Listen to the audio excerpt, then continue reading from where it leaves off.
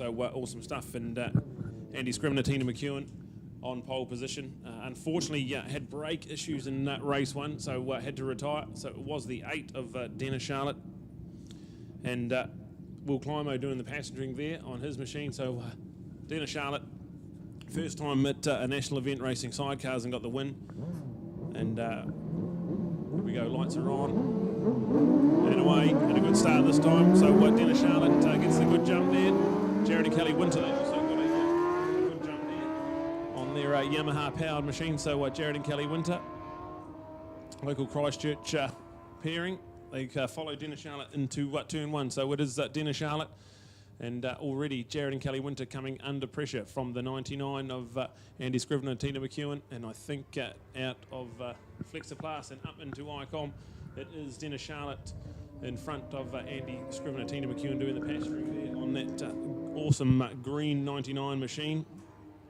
So interesting to see if he's got that brake issue sorted out. And already Gordy McEwen looks like he might have snuck up on the inside of the Jared and Kelly Winter show as well. So back-to-back team green stuff, and Andy Scrivener already slowing into the Fulton Hogan corner. So we'll have to have a little look and see what's happening with that machine out there.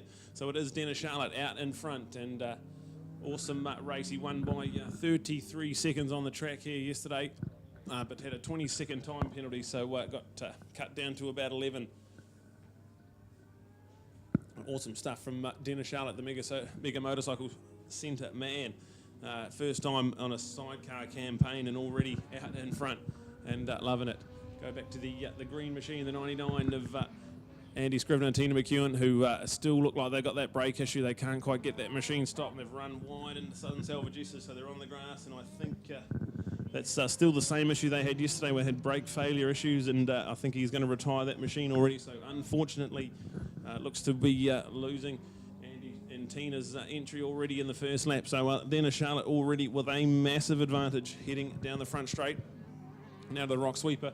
So brilliant stuff from Dennis. And looking at the screen, no jump start penalty this time. So Dennis Charlotte out in front, set to fly in the 10-lapper here with the sidecars brought to you by Motorcycling Canterbury. And there is the 19 of Gordy McEwen and Lewis Scrivener, young Louis, doing the passengering there on the LCR 1000.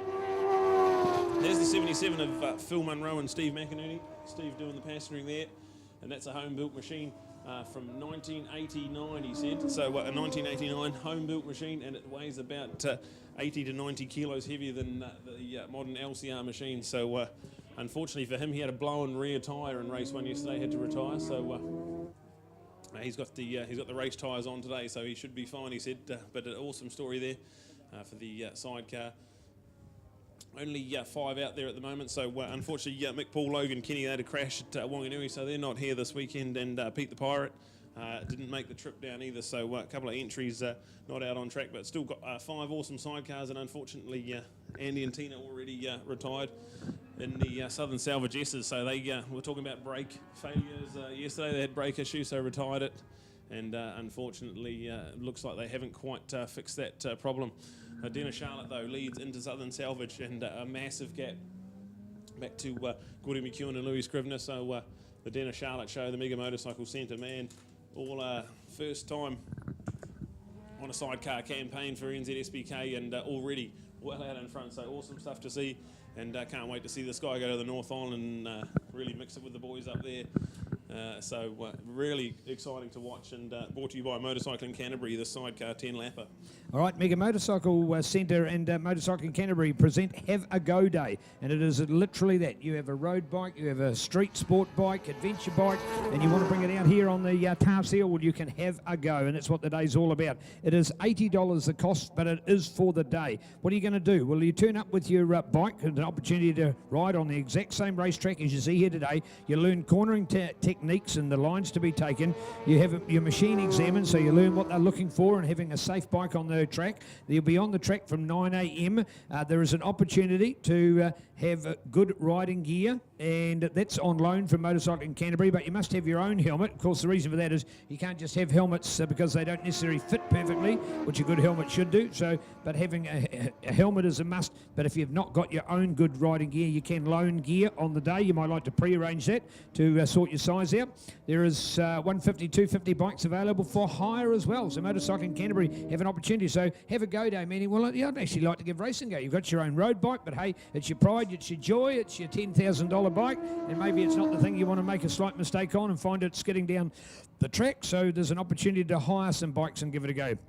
Spectators are free. It's all about the fun of it. It's called Have a Go, and there's not just one as there has been other years. 2 of them this year. Sunday, February the 10th. That'll come around real quick. That's only 5 weeks today, 5 weeks away today.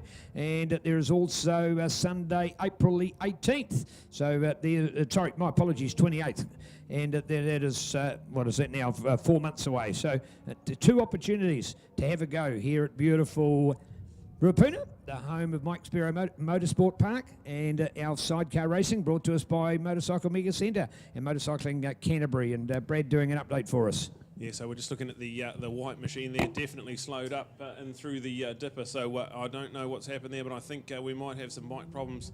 We'll just have to see what's going on with that white rig out there. We'll just have to see. Gordy McEwen's definitely closed in that gap a little bit, so just have to see whether Dennis has slowed up for a particular reason, but definitely, he was lapping in the 146s here yesterday, so now into the one.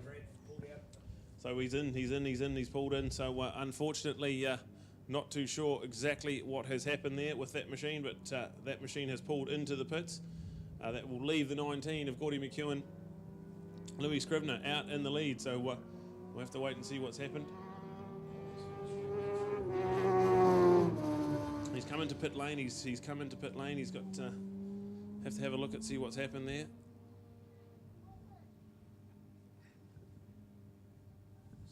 Yeah, so we'll just have to have a look and see what's happening on there.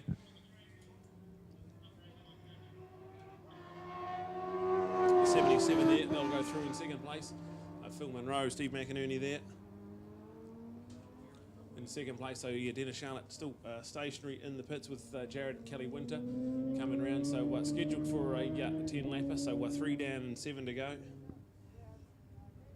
And looks to be the 19 into the Euro mark left-hander. So sidecar action here brought to you by Motorcycling Canterbury, and they are just a absolutely awesome motorcycling club. There's the 37 of Jared and Kelly Winter going through there. So yeah, just 3 sidecars out there at the moment, and I'm going to try and get an update on what's happening down there.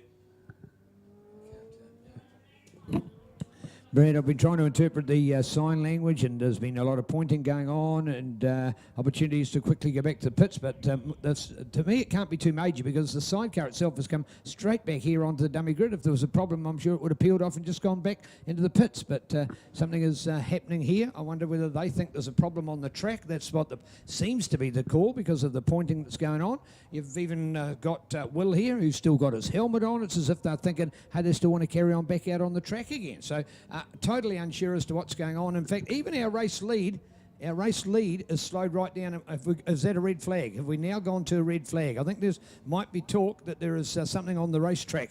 Yes, we have gone to a red flag. I can see the light up there and the flag was out, even though it came back in. I think it's a red flag. So we've stopped the race and unsure as to what might be the reason for that. And